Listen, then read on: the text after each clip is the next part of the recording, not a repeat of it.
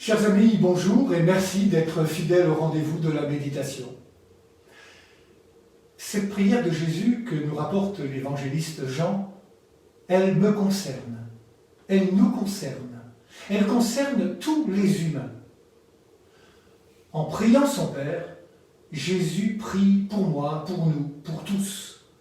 Vous vous rendez compte? Je fais partie de sa prière parce que je fais partie de celles et ceux auxquels Jésus a été envoyé. Et Jésus a été envoyé à toutes les nations, à toute l'humanité. Pas à un groupe restreint qui serait privilégié, pas à des personnes qui en seraient dignes, non, à tous, sans distinction aucune. Oui, chacun de nous est dans la prière du Seigneur. Que tous soient un. Dans un monde où beaucoup se dispersent, s'éparpillent, se divisent, dans un monde où beaucoup sont obligés de quitter une terre, une famille, dans un monde où beaucoup sont déplacés par leur travail, parfois sans considération, dans un monde où se vivent des ruptures de toutes sortes, Jésus, lui, parle de communion. Il parle d'un amour qui unit, d'un amour qui rassemble, il parle d'unité. Comment bien vivre et grandir, comment s'épanouir et se développer quand on est peu ou pas aimé?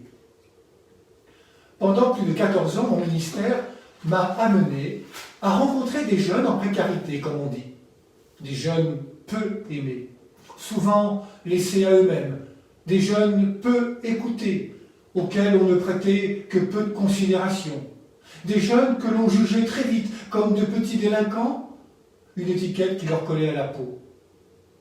Grâce à la jeunesse ouvrière chrétienne, moi qui n'y étais pas préparé, j'ai pu les rencontrer. Et les rencontrer d'abord comme des personnes. Vous avez remarqué que dans la prière de Jésus, ce sont des personnes qui sont concernées. Et ces personnes, parfois, nous bousculent et nous heurtent. Mais la jeunesse ouvrière chrétienne, au tout début de mon ministère, m'a appris, ce qui fut parfois décapant, m'a appris que ces jeunes, ces hommes et ces femmes, avaient des choses à me dire, avaient des choses à dire au monde. Et j'ai toujours en mémoire les paroles du cardinal de Courtrai qui, en 1986, à l'occasion d'un grand rassemblement de jeunes à la Courneuve, a dit « L'Église a besoin de vous, l'Église a besoin de tous les hommes, de toutes les femmes, en priorité les plus pauvres, les exclus, les plus isolés de nos villes. » Que tous soient un, dit Jésus dans sa prière. Que tous, pas quelques-uns. Et le chemin de cet amour respectueux et plein de compassion, c'est Jésus lui-même. Moi, dit Jésus dans sa prière, moi, je t'ai connu, Père. Le chemin, c'est celui qui connaît le Père du ciel.